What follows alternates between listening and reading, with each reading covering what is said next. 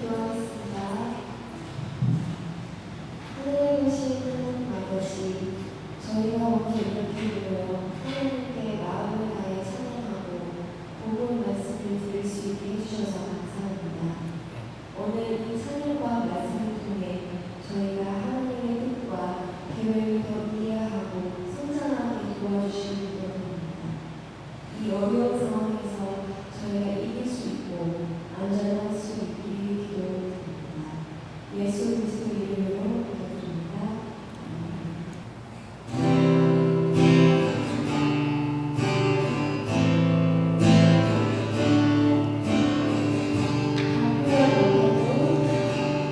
다 표현 못해도 나 표현하리라. 다 고백 못해도 나 고백하리라. 다 할 수 없어도 나 알아가리라. 다 닮지 못해도 나 닮아가리라. 다 표현 못해도 나 표현하리라. 다 고백 못해도 나 고백하리라. 다 할 수 없어도 나 알아가리라. 다 얻지 못해도 나 닮아가리라. 그 사랑 얼마나 아름다운지, 그 사랑 얼마나 부욕해 하는지, 그 사랑 얼마나 크고 놀라운지를, 그 사랑 얼마나 나를 감격하게 하는지, 그 사랑 얼마나 아름다운지, 그 사랑 얼마나 부욕해 하는지, 그 사랑 얼마나 크고 놀라운지를, 그 사랑 얼마나 나를 감격하게 하는지, 그 사랑 얼마나 아름다운지, 그 사랑 얼마나 날 부욕해 하는지, 그 사랑 얼마나 크고 놀라운지를, 그 사랑 얼마나 나를 감격하게 하는지. 오늘 본문 말씀은 디도서 1장 15절에서 16절 두 구절 되겠습니다. 성경이 있으신 분들은 PPT가 있지만 함께 찾아서 따라오시면 좋겠습니다. 깨끗한 자들에게는 모든 것이 깨끗하나 더럽고 믿지 아니하는 자들에게는 아무것도 깨끗한 것이 없고 오직 그들의 마음과 양심이 더러운지라. 16절. 그들이 하나님을 시인하나 행위로는 부인하니 가증한 자요 복종하지 아니한 자요 모든 선한 일을 버리는 자니라. 아멘. 할렐루야. 한 주간 잘 지내셨습니까? 또 이번 주는 또 오랜만에 얼굴을 뵙는 분도 계시고 또 오랜만에 안 보이시는 분도 계시네요. 우리 옆 사람과 인사할까요? 한 주간 평안하셨습니까? 샬롬. 오늘 함께 읽으신 본문 말씀은 우리 성도님들 대부분이 잘 알고 있다시피 저자 바울이 그레데 섬에서 사역하고 있는 디도에게 편지한 내용, 목회서신입니다. 목회서신. 자, 그레데 섬을 한번 보여드릴게요. 보이시나요? 바울의 4차 여행, 이제 로마 성교의 여행을 나타낸 그림인데요. 여기 보시면은 여기 이 부분 보세요. 따로 떨어져 있는 이 섬 보이시죠? 이곳이 오늘의 배경 그레데 섬입니다. 현대에서는 크레타 섬이라고도 많이 불려지고 있어요. 오늘 읽으신 디도서의 분량은 3장밖에 되지 않아요. 1장, 2장, 3장 이렇게 3절밖에 되지 않지만 이 3장 안에는 기독교의 중요한 교리들과 신앙에 필요한 기초들이 실속 있게 구성되어 있습니다. 우리 성도님들은 길지 않으니까 꼭 댁에 돌아가셔서 이 3장의 디도서 함께 읽어보시길 권합니다. 오늘 본문 배경을 좀 더 살펴보겠습니다. 본래 그레데 사역자 이 디도는 바울과 같이 전도 여행을 함께 다녔던 동역자였습니다. 그 디도는 그레데 섬 여행 그 도중에 저 크레타 섬에 파송되어서 홀로 디도는 크레타 섬에 남게 되었습니다. 제가 성도님들께 한번 질문을 남겨보겠습니다. 바울과 함께 사역하던 그 전도 여행 중이던 그 디도는 왜 저 섬에 남게 되었을까요? 바울은 왜 동역자인 디도를 크레타 섬에 파송하였을까요? 한번 고민해 봤으면 좋겠습니다. 배경을 좀 더 살펴봐야 됩니다. 당시 크레타 섬은 잦은 사회 변동 속 불안함과 무질서함에 방치된 상태였으며 신앙적인 측면 또한 율법주의자들이 즐비하며 여러 신앙인들을 섬기는 혼란 가운데 놓여진 상태였습니다. 크레타 섬이 얼마나 큰 타락에 놓여 있었는지 고대 역사가 폴리비우스는 이 섬의 기만한 행동과 불의한 정책보다 더한 걸 찾는 것은 불가능한 것이다 라고 자신의 책에 저술한 바가 있으며 더하여 고대 로마 정치가 키케로의 기록에는 그들은 노상 강도를 훌륭하다 간주할 만큼 어긋난 도덕 원리를 가지고 있다 라는 내용이 기록될 정도로 당시 크레타 섬은 세상 어떠한 비열함과 기만함, 추악함에서 뒤처지지 않는 악됨의 상태에 있었습니다. 그래서 바울은 잠깐의 메시지로는 이 크레타 섬 혼잡한 이들에게 온전히 말씀을 전파할 수 없다는 한계성을 인지하고 그 온전한 복음을 위해서 자신의 동역자 디도를 크레타 섬에 남기고 간 것입니다. 더하여 이후 바울은 크레타에 사역 중인 디도가 음란함과 방탕함뿐만이 아니라 극단적인 할례파 유대인 그 유대인들의 시기와 질투를 받고 있음을 전달받고 이에 권고하는 편지를 쓴 것이 바로 오늘의 디도서입니다. 이렇게 오늘 이 목회서신 디도서는 쓰여진 연유가 분명하기에 서신의 내용 또한 거짓 교사에 대한 경고나 성도들의 대인관계, 사회생활, 장로의 자격 등 신앙생활 속에 필요한 실질적인 측면들이 주를 이루고 있습니다. 조금 딱딱한 내용이지만 어느 정도 배경을 아셔야지 설교에 함께 동참할 수 있을 거라 생각해서 앞에 좀 설명을 붙였습니다. 근데 이 설명은 당연히 우리가 알아야 되는 거고 우리가 한 가지 반드시 기억해야 될 것, 염두해 둬야 될 부분이 있습니다. 그것은 지금 이 디도서라는 이 서신이 크레타에 있는 디도뿐만이 아니라 이 혼란함과 무질서의 이 사회 질서에 살아가고 있는 우리 또한도 이 디도서를 마음으로 받아들여야 된다라는 것을 염두에 두셔야 됩니다. 자, 오늘은 이 디도서의 권고 메시지 중에 1장 15절과 16절에 집중하여서 성도의 경건에 대해 다시 한번 점검해 보겠습니다. 오늘 본문 말씀에서는 깨끗한 자들은 모든 것이 깨끗하다. 더럽고 믿지 아니하는 이들은 아무것도 깨끗한 것이 없다라고 기록하고 있습니다. 이 내용 어디서 많이 들어본 것 같지 않습니까? 여러 군데에서도 언급돼요. 로마서를 비롯해서 오늘 누가복음 11장에 예수님께서 형식적인 거칠에 취해 있는 바리새인들을 꼬집는 그 부분과 같은 흐름을 갖고 있는 게 오늘 디도서 1장 15절의 책망의 내용입니다. 이것 또한도 마찬가지로 외식과 경건에 대한 내용이에요. 다시 본문에 들어가서 그렇다면은 이 깨끗한 자는 누구를 칭하고 있는 것일까요? 다시 한번 질문하겠습니다. 누가 깨끗한 자입니까? 누가 깨끗한 자?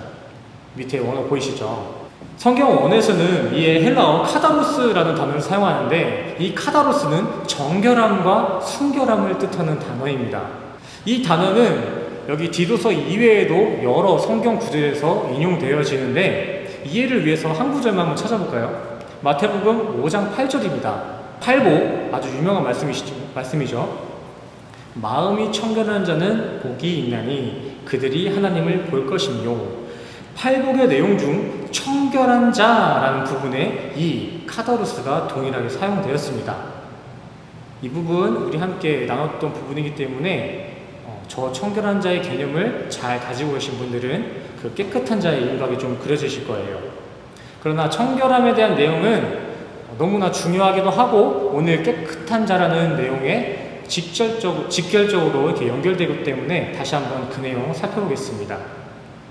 우리 인간은 아담의 불순종으로 인해 이미 더럽혀진 죄인으로서 결코 스스로는 의로워지거나 깨끗해질 수 없는 선천적으로 오염된 존재들입니다. 이 죄의 대표 원리는 특정 지역이나 정해진 기간에만 적용되는 것이 아닌 파스, 이 만류, 세상 역사에 놓여진 모든 영역에 퍼져나간 유전병, 풍토병과 같습니다. 의인은 없고 하나도 없다라는 솔로몬의 고백과 신앙생활에 전력을 쏟은 자신의 인생에 죄인 중에 괴수다라며 처절한 애통을 고백한 바울의 모습을 보시면 알 수 있다시피, 이 죄의 풍토병, 이 죄의 유전병은 왕의 자리에 앉아 최고의 부귀 영화를 누리던 자들이나 수백 년이 지난 현대까지도 최고의 사도로 불리는 이들의 자리나 똑같이 동일하게 적용되는 것입니다. 이와 같이 우리 인간들은 제 아무리 어마어마한 업적을 남겼다 한들 이 죄의 유전병을 치유받지 못한다면은 모두가 예외 없이 15절의 말씀과 같이 더러운 자입니다. 더러운 자. 막말로 아직 이 죄의 유전병을 치료받지 못한 종교인들은 타 종교인들과 다를 게 없어요. 속량이 없다면은 우리 또한 그들의 실상과 다를 게 없다는 겁니다. 이는 교회 목사나 성도와 같은 직분에 있어서도 마찬가지예요. 직분이라는 타이틀만으로는 결코 자신을 정결하고 깨끗한 자다라고 보증할 수 없습니다. 오히려 직분만 믿고 교만함으로 경건한 척, 거룩한 척하는 이들은 예수님께서 가장 질색하는 회칠한 무덤에 신앙생활을 하는 것 같아요. 그러나 마태복음 5장 8절 팔복에서는 회칠한 무덤이나 더러운 자가 아닌 청결한 자들만이 하나님을 본다, 즉 영생에 들어간다 라고 기록되어 있습니다. 지금까지의 이야기를 간단히 한번 정리해 보면은 깨끗한 척하는 사람들 뿐만이 아니라 많은 업적을 세운 성경 위인들조차도 하나님 앞에 설 수 없는 경우가 생길 수 있다는 이야기인데, 그렇다면 우리는 어떻게 되는 걸까요? 우리는 업적을 세운 많은 이들도 하나님을 만나지 못할 수 있는 경우가 있는데 우리는 어떻게 했냐고요? 우리 이대로 괜찮을까요? 우리는 솔로몬의 명예를 가져보지도 못했습니다. 그렇죠? 그리고 사도 바울만큼 고난 속에서도 신앙생활을 지켜내본 경험도 없습니다. 우리의 삶과 그들의 삶을 상식적으로만 비교해 본다면은 우린 그들의 발끝도 따라가 보지 못했습니다. 그럼 우리는 당연히 하나님을 만날 수 없는 망한 인생이라고 단정 지어야 될까요? 사도 바울도 솔로몬도 어떤 전제 하에 하나님을 만나볼 수가 없다라는 경우가 있는데, 그렇다면은 그만치도 못한 우리는 자동적으로 망한 인생이 되는 걸까요? 네, 맞습니다. 망한 인생 맞아요. 아직도 그렇게 세상적인 기준으로 하나님을 보겠다는 인본주의에 빠져 있다면 그 인생은 망해 있는 겁니다. 하지만 우리는 포기하기 이릅니다. 이런 망한 인생 동안 예수님이 동행해 주신다면 역전될 수 있기 때문입니다. 그러나 이 인생의 역전 가운데 한 가지 요구되는 존재 조건이 있는데, 그 조건은 예수로 인해입니다. 예수로 인해. 인간은 세상의 의가 아닌 에베소서 5장 26절의 말씀과 같이 말씀이신 예수로만 씻겨질 때 깨끗해질 수 있는 것이고, 히브리서 5장 9절 그 말씀이신 예수만을 순종함으로써 영원한 구원에 들어갈 수 있는 것입니다. 비록 지금 내가 사는 세상에서 내 위치가 부자가 아니어도 당장 회사에 취직하기 위해서 이력서를 내야 되는데 이력서에 내 스펙 한 줄 쓸 수 없는 비참함에 있다 할지라도 길이요 진리요 생명이신 주님과의 연합을 이룬다면 우리는 어떠한 스펙, 가시적인 스펙은 상관없이 주로 인해서 주님 때문에 깨끗한 자, 카다로스의 신분으로 천국을 소망할 수 있는 것입니다. 한 줄로 정리하자면 주님과 연합된 자, 그 정결한 주님과 연합된 자가 바로 오늘의 청결한 자, 깨끗한 자입니다. 이제 어느 정도 깨끗함의 의미가 머릿속으로 좀 그려지시나요? 깨끗한 자는 누구인가? 제가 다시 한번 질문할 때 이제 대답할 수 있으시겠죠? 깨끗한 자란 누구입니까? 누가 깨끗한 자입니까? 제가 마지막에 정리해드렸죠? 정결하신, 흠없는 예수와 연합된 이가 깨끗한 자, 청결한 자다. 이렇게 기억하셨으면 좋겠습니다. 이 사실을 이제 기억하셨다면 이제 어렵지 않습니다. 오늘 본문 15절에서는 지금 이렇게 깨끗한 자, 예수로 인해 정결한 우리 성도들은 본질상 경건이라는 깨끗함만을 낳는다는 가르침과 이제 반대로 당시 크레타 섬에 있는 거짓 교사들, 율법의 진의와 본의를 잃고 자신만을 자랑하는 할레파 유대인들은 그들이 어떠한 모습을 취하든 간에 전부 경건에 이를 수 없다는 책망의 내용을 담은 것입니다. 예수와 연합된 자들은 그의 행동은 모두 경건한 행동으로 이어질 것이며, 예수와 연합되지 않고 자신을 자랑하는 그러한 더러운 자들은 어떠한 헌신과 봉사를 하는 간에 그것은 경건까지 이룰 수 없다라는 내용이에요. 물론 앞서 말씀드린 크레타의 유대인들 또한 당시 역사 기록들을 살펴보면은 정말 열심히 교회 생활을 했습니다. 종교인으로서, 신앙인 말고 종교인으로서. 아니, 어떻게 보면은 그들이 더 철저하고 계산적으로 그 율법을 지켜냈습니다. 목숨까지 걸었어요. 그 부류의 명칭 자체가 할레파예요. 할레파. 하지만 그들은 자신은 구별된 신앙인이다, 이런 구별됨을 초과하고 왜곡시켜서 교만함에까지 이르게 됐습니다. 이들은 신앙생활 가운데 다른 성도들은 자연스레 무시하고 자신의 할레파만이 그 우위에 서 있으며 자신의 신앙을 자랑했습니다. 이렇게 자기 자랑으로 더럽혀진 유대인들의 양심과 마음에서 나오는 모든 행위는 그게 무엇이 되었든 전부가 죽은 믿음의 행위이자 가식과 위선에 불과하지 않습니다. 그렇기 때문에 저자 바울 또한 더러운 자라는 직설적인 표현으로 그들을 책망한 것이에요. 그러나 앞서 말씀드린 것과 같이 이 책망은 할레파 유대인뿐만이 아니라 우리가 숨겨두고 있는 그 숨겨진 죄성에까지 전달되어야 합니다. 제가 방금 말씀드렸던 그 책망의 내용은 한 유대인을 향해서 하는 내용이 아니라 우리 성도라는 각자 개개인 가운데 숨겨져 있는 그 더러움, 그 교만함까지 다다라야 한다는 것입니다. 각자 마음 가운데 주님이 아닌 자기 자신을 자랑하는 그 교만한 마음 다 있지 않습니까? 없습니까? 있어야 돼요. 있어야, 있는 걸 알고 고백해야 우리는 구원받을 수 있어요. 예수님께서 말씀하시잖아요. 나는 자칭 의인을 구원하러 온 게 아니라 나는 죄인이라 고백하는 불쌍한 사람들을 구원하러 온 거야. 성도님들 중에 나는 그런 교만한 마음 없어, 난 의인이야, 이러한 마음을 품고 있는 자들이 있다면은 죄송한 얘기지만 구원에 상당히 멀리 떨어져 계세요. 지금이라도 빨리 마음을 고쳐 드셔야 됩니다. 빨리 내 안에 존재하고 있는 그 교만함을 찾고 고백하셔야 돼요. 그렇기 때문에 성경 속 책망의 말씀을 들으실 때에는 권성징악, 어떻게 보면은 할레파 유대인들에 대한 잘못됨을 꼬집고 있잖아요. 그렇기 때문에 우리 인간은 속 시원함을, 통쾌함을 느낄 수도 있지만 우리는 그 속 시원함을 느끼면 안 돼요. 우리 성도는 되려 이 책망이 우리에게 다가오기 때문에 바늘로 우리의 마음을 찌르는 것처럼 막 따갑고 아파야 돼요. 아, 저거 내 얘기인데, 아, 나도 이거 똑바로 안 하면 저렇게 될 뻔했구나. 이러한 탄식이 넘쳐나야 된다고요. 애통해야 돼요. 지금 성경은 우리가 숨겨놓은 그 죄성을 향해 지금 책망하고 있다는 거예요. 그거 진짜 위험한 거야. 너희는 그 위험한 거 인정하고 순결한 마음, 청결한 마음으로 나에게 다가와야지만이 너는 살 수 있는 거다. 자, 이어서 다음 16절에서는 더 면밀하게 이러한 더러움의 영역을 책망하고 있습니다. 보겠습니다.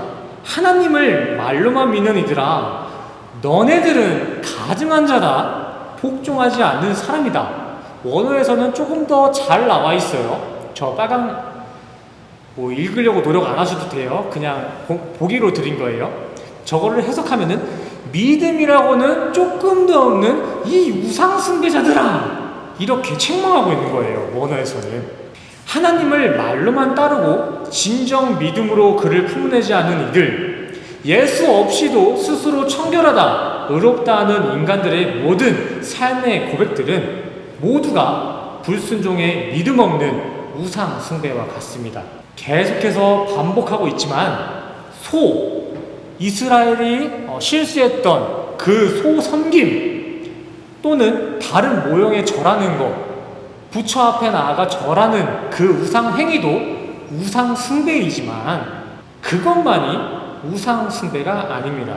교회의 머리 대신 예수의 말씀이 전달되고 교제되는 이 예배를 인생의 짐으로 여겨 삶의 우선순위 가장 끝에 배제시켜버리고 세상 일에만 전력을 다하는 그 인간의 삶 자체 또한 부델릭토스, 우상 숭배입니다. 이렇게 예수가 차선이 된 몇몇 이들은 주일 성수를 자신의 문화생활 정도로 치부하여서 예배 생활을 짐으로 여기는 경우가 있어요. 아, 꼭 이렇게까지 힘든데 예배를 지켜내야 되나? 라는 악이 틈탄다는 것이죠. 그래서 위험한 거예요. 하지만 예배는 있잖아요. 성도님들께 짐이 아니라 쉼이에요. 쉼. 안식일이라고 하잖아요. 안식일. 주일 성수, 주일, 일요일 뭐 이렇게 다 하지만 우리가 오늘을 기억해야 될 키포인트는 오늘은 안식일이에요. 우리 성도님들이 안식할 수 있는 날, 세상 짐을 내려놓고 하나님과 함께 쉬는 날. 일주일 내내 영적으로 육적으로 할 것 없이 너무 열심히 사셨잖아요. 오늘은 하나님과 연합되어서 온전히 하나님과 둘만의 만남이 있는 안식의 날이에요. 짐이 아니에요.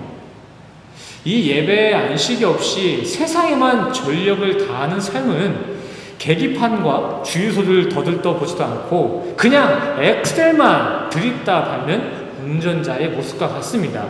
그러한 운전자의 차는 잠깐은 다른 차들과는 저 멀리 격차를 둘 수 있어요. 선두의 자리에 설 수 있다고요. 하지만 그 차는 언젠가 분명히 속력을 잃게 될 것이고 차의 엔진 또한 망가질 게 분명합니다. 이와 마찬가지로 예배를 잊은 이들의 삶의 모습이 때로는 이 세상이 우월해 보이고 이성적이고 선진된 모습으로 또 형통해 보일 수도 있어요. 하지만 그들의 그 쉼없는 인생은 언젠가는 그 추진력을 잃고 고장이 날 인생입니다. 차의 그 엔진은 바꿔 쓸 수도 있습니다. 하지만 우리 인간의 인생은 이 엔진이 끝나는 그날 다른 기회 없이 바로 영생과 영벌로 나눠지는 심판대 앞에 서게 될 것입니다. 그렇다고 무조건 영지주의자들 주장 마냥 세상은 모두 다 헛되다 이런 주장을 하는 것이 아니라 이 세상에서 우리는 더욱더 예배라는 쉼을 통해서 쉼의 기름을 반드시 채워 넣어서 하나님의 일을 감당해 내셔야 한다는 것입니다. 세상에서 하나님의 일을 한다는 것은 무엇을 의미하는 것일까요? 하나님의 일, 되게 포괄적으로만 알고 있었던 그 하나님의 일을 요한복음에서 한 구절로 잘 정리해주고 있습니다. 요한복음 6장 29절. 예수께서 대답하여 이르시되 하나님께서 보내신 이를 믿는 것이 하나님의 일이니라. 아멘. 이 세상의 질서 가운데서도 하나님께서 보내신 이 누구시죠? 예수 그리스도를 믿는 것, 예수 그리스도와 연합된 삶을 살아가는 우리 성도님들의 삶 자체가 바로 하나님의 일입니다. 이 한 시간의 예배 잠깐 이렇게 조시거나 잠깐 이렇게 실수해서 못 나오실 수도 있어요. 뭐 바빠가지고 다른 시간에 영상으로 예배 드릴 수 있어요. 하지만 이 하나님의 일이라는 이 의미는 절대 잊으셔서는 안 됩니다. 그 일주일 가운데 이 주일만 이렇게 따로 구별해서 예배 드리는 것도 다 사람이 이렇게 정제돼서 만들어낸 거지, 이 주일만 지킨다고 천국 가는 거 아닙니다. 각자의 사정으로, 각자의 피치 못할 각자의 일들 때문에 주일날은 함께 교제를 나눌 수 없지만, 자기가 살고 있는 삶의 터전 가운데서 이 하나님의 일, 예수 그리스도를 아는 것에 힘쓰는 그 성도의 자세는 주일날만 가지고 이렇게 구원을 소망하는 그들의 믿음보다 더 선진되고 확실한 신앙생활일 줄 믿습니다. 물론 예수님을 사모하는 마음이 있다면은 예배를 좀 더 많이 사랑할 거예요. 그 유튜브를 통해서라도 예배를 드릴 거예요. 저는 그렇게 믿어요. 그렇기 때문에 성도님들이 이렇게 가끔 못 오시고 가끔은 뭐 다른 교회 가시고 하는 거를 전혀 개의치 않습니다. 하나님께서는 성도님들의 모든 시간, 성도님들이 주님과 연합되어 있다면 그 성도님들의 뭐 방황의 시간이라든지 바쁜 시간, 그 모든 것을 협력하여 선을 이루실 것을 저는 믿기 때문입니다.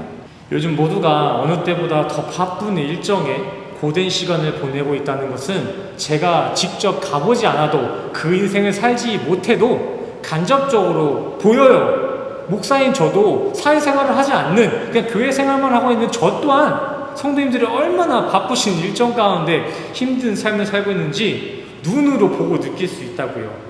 하지만 우리 성도님들은 구별된 자잖아요. 천국이 마지막 꼬린 지점이잖아요. 뭐 100만 페소, 200만 페소, 이게 뭐 성도님들의 꼬린 지점이 아니라 그 영생의 꼬린 지점을 목적으로 둔 우리 성도님들이시나요? 그렇기 때문에 우리 성도님들은 더욱더 예배의 기름을 충전하여 세상의 레이스에서 하나님의 일이라는 그 분명한 목적을 기억하셔야 합니다.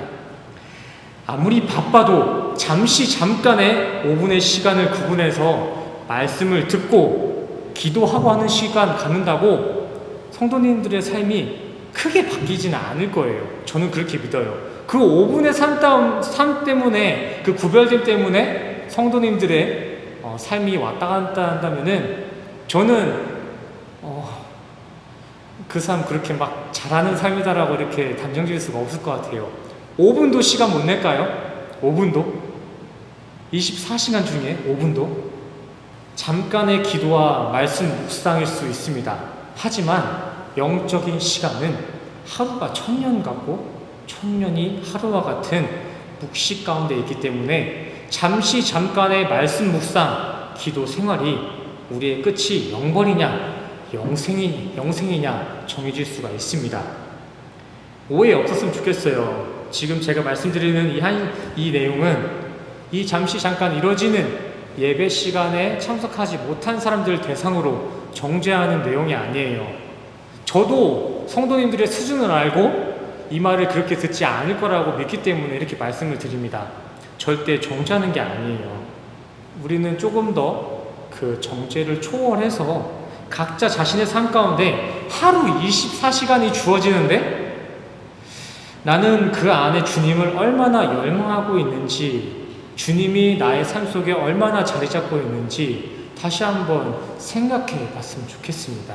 지금 이 자리에 나와 말씀을 교제하고 아멘을 외친다고 해도 나머지 6일 동안 자신의 삶 가운데 주님을 관통한 거룩한 분별함과 주님을 열망한다는 사모함이 없다면 그 인생은 과연 영생을 소망할 수 있는 신앙생활일까요? 다시 한번 되돌아봤으면 좋겠습니다. 우리 성도의 정체성을 잊지 않으셨으면 좋겠습니다. 우리는 주님을 머리 삼아 우리의 삶으로 주님을 예배하는 움직이는 교회, 성도이며 그 성도와 그 교회는 유일한 에너지 공급원인 그리스도가 채워지지 않는다면 그 성도는 죽을 수밖에 없고 그 움직이는 교회는 무너질 수밖에 없습니다. 그러기에 주님을 품은 삶의 예배자는 결코 자신의 인생에 말씀을 차선에 두어서는 안 됩니다. 말에 조금 어폐가 있죠. 오히려 영적인 심판과 그 심판의 기준을 안다는 성도는 그 심판의 키포인트가 무엇인지 분명히 알고 있기 때문에 세상에 아무리 우리를 유혹하고 고난케 해도 흔들릴 수가 없습니다. 이미지화해서 제가 설명드리자면은 우리 안에 말씀과 예수로 가득 채워진 그 인생을 살고 있다면 사탄이 아무리 날카로운 고난과 달콤한 유혹으로 우리를 찌른다 할지언정 우리가 흘려내는 것은 예수와 예수의 사랑뿐일 거예요. 딱 찔렸을 때 아파하고 사탄에게 굴복하는 거, 우리 안에 예수가 없고 예수의 사랑이 가득하지 못하기 때문 아닐까요? 맞잖아요. 이 물 보세요. 제가 만약에 이게 바늘이라고 칩시다. 제가 바늘로 이 물통을 찔렀습니다. 이 물통에서는 무엇이 이렇게 새어나올까요? 여기 담겨진 이 물이 새어져 나올 거예요. 우리도 마찬가지로 사탄이 뭘로 찌르든 뭘로 우리를 유혹하든 우리 안에 예수와 그의 십자가 복음이 가득 채워져 있다면 우리는 결코 사탄의 원하는 대로 흔들리지 않고 오직 예수와 말씀이 흘러나온다는 것입니다. 오늘 본문 말씀의 결론은 우리 성도들에게 행위 구원을 강요한 것이 아닌 우리 각자에게 그의 말씀을 마음으로 품어내는 차별성의 행함이 있어야만이 주로 인한 경건의 삶을 살게 될 것이다 라는 그 교훈과 더러운 자, 연합이 없는 자들의 모든 행위는 모든 것이 더러움에 머물 수밖에 없다라는 책망의 메시지였습니다. 기준이 분명하죠. 교회된 우리 성도는 엄연히 세상에 불림받은 자, 구별된 자로서 더러운 자들과는 구별된 차별성이 있어야 돼요. 우리는 움직이는 교회라면서요. 교회가 무엇이죠? 에클레시아. 이렇게 픽 하나님이 구별해내신 그 무리, 그게 교회잖아요. 그 교회가 우리 성도님들이고 그렇기 때문에 우리는 그에 맞는 구별됨과 차별성이 있어야 되는 것입니다. 물론 더 많은 인간의 노력이나 실질적인 행위로 만들어지는 인본주의적인 이방인들과의 그 차이, 그 갭, 그거 말고 하나님의 일하심을 칼디아, 우리의 마음으로, 삶으로 품어내는 그 행함의 차별성이 우리 성도님들께 반드시 심겨져 있어야 된다는 것입니다. 성도의 경건과 외식은 오직 성도의 품어냄, 예수와의 연합에 의해서만 더러운 자, 깨끗한 자로 분별되어집니다. 오늘 이거 한 가지만 기억하시고 가시면 돼요. 처음부터 끝까지 역사도 얘기하고 배경도 좀 이렇게 다뤄봤지만 다른 거 다 잊어도 이거 잊으시면 안 돼요. 우리가 더러운 자, 깨끗한 자에 머무는 그 기준은 예수님과 동행했냐, 예수님과 연합했냐, 안 했냐, 이것이 기준되는 것입니다. 정말 무서운 것은 이렇게 예수와 동행한 자는 그 예수와 동행한 자답게 깨끗함, 그 경건의 자리에 이렇게 끝까지 이어질 것이고, 만약에 우리가 아무리 열심히 종교 생활을 한다 할지언정 그 안에 예수를 만나지 못하고 예수와 연합을 이루지 못한다면은 그 모든 행위들, 그 모든 신앙의 스펙들은 버려질 더러운 것이라는 것입니다. 이거 분명히 기억했으면 좋겠어요. 이거 기억하고 나머지 일주를 살아가실 때, 나머지 한 주를 살아가실 때 예수와 동행함으로 세상을 산다는 이 믿음의 고백으로 함께 사셨으면 좋겠습니다. 세상을 대충대충 살아라, 관계보다 교회에 나와서 신앙생활을 해라, 이런 거 절대 아닙니다. 주어진 삶 가운데에서 하나님이 나와 동행하시지 이 인지 가운데 이 세상을 사시라는 것입니다. 그렇게 살고 계세요? 저는 목사인데도 자꾸 잊어요. 아, 지금 내 안에 예수님 계시지, 그 사랑이 있지, 이걸 잊을 때가 있다고요. 성도님들처럼 사회생활과 이 교회생활을 겸하는 것이 아니라 교회에만 이렇게 매일 있는 저 또한도 가끔씩 그걸 잊어요. 그래서 육신적인 이 생각이 불쑥불쑥 튀어나옵니다. 근데 이러한 육신의 생각을 그냥 아니라므로 에휴, 인간이니까 그럴 수 있지, 이렇게 내버려 두지 않고, 아, 예수님이 나와 함께 하시지, 말씀을 통해서 어떻게 우리와 함께 하시는지 매일매일 묵상하기 때문에 저는 지금 이 자리에서 천장이 무너져 죽는다 할지라도 결코 두렵지 않습니다. 심판대 앞에 지금 예수님이 저를 부르신다 해도 저는 확신이 있어요. 천국 갈 수 있어요. 예수님이 저와 함께 하기 때문에, 그 하나님이 보내신 성령이 저의 영생을 확증하기 때문에 저는 두렵지 않습니다. 우리 성도님들의 삶 가운데서도 이러한 믿음의 확신이 가득 넘쳐나시는 하나님의 깨끗한 자의 삶을 사는 우리 모든 성도님 되시기를 간절히 축원합니다.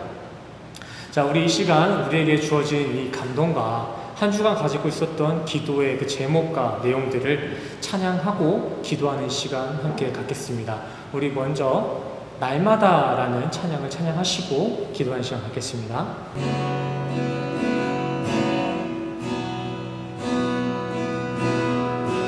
주님의 그 자비로운 손길, 주님의 그 자비로운 손길, 항상 좋은 것 주시도다.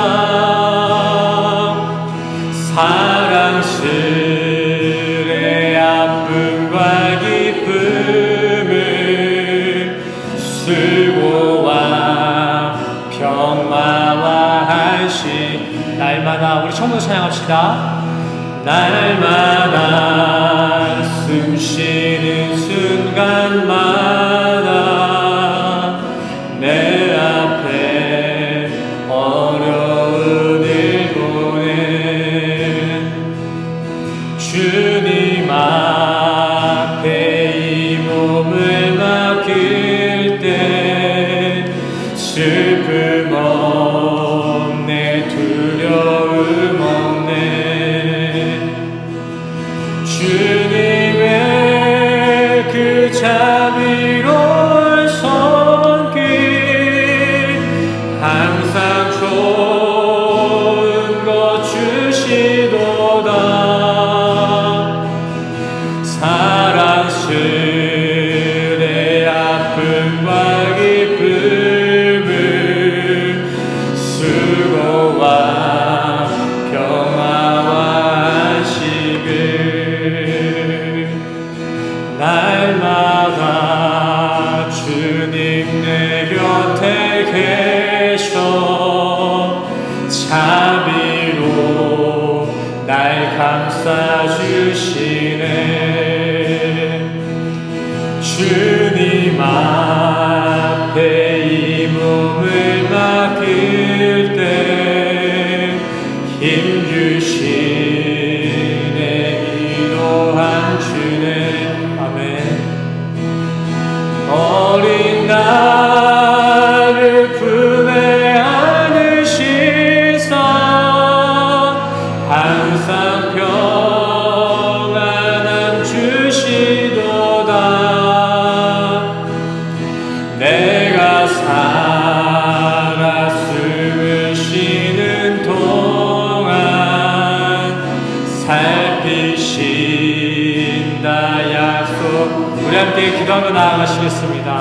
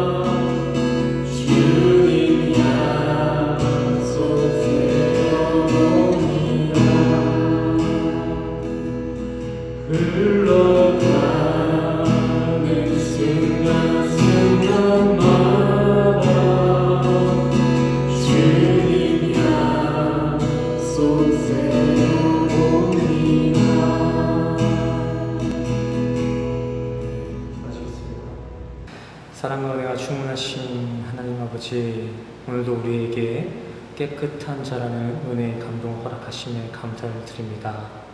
우리에게 오늘 말씀으로 주어진 이 교훈과 은혜를 우리 마음 가운데 깊이 새겨 정결한 예수를 최우선시하는 예수 연합의 삶을 이름으로 내가 무엇을 하든 이 세상에서 무엇을 먹고 마시든 언제든 연합을 이룬 깨끗한 자의 모습으로 주님 앞에 섰을 때 당당히 주님을 기쁨으로 맞이할 수 있는 우리 모두가 될 수 있도록 주님 도우시고 인도하여 주시옵소서.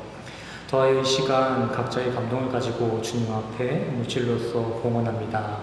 드려지는 이들의 마음의 중심을 보시고 기뻐 받아 주시옵소서. 다시 한 주간의 살아감 가운데서도 다른 것 의지하지 않고 온전히 우리를 깨끗하게 하시는 주님의 연합만을 의지하며 살아갈 수 있는 우리 모두가 될 수 있도록 주님 도우시고 인도하여 주시옵소서. 모든 것 함께 하실 주님의 은혜에 감사드리며 예수 그리스도의 이름으로 간절히 기도드렸습니다. 아멘. 우리 이 시간 각자의 가슴에 손을 얹고 함께 축도하시겠습니다. 가슴에 손을 얹겠습니다. 함께 축도하실게요. 축도하시겠습니다. 지금 우리 주 예수 그리스도의 은혜와 십자가에서 보이신 주님의 사랑과 주님의 인자하심이 지금 이 자리에 모이신 모든 성도님들의 머리머리 위에 지금으로부터 영원까지 함께 하시기를 간절히 축원하옵나이다.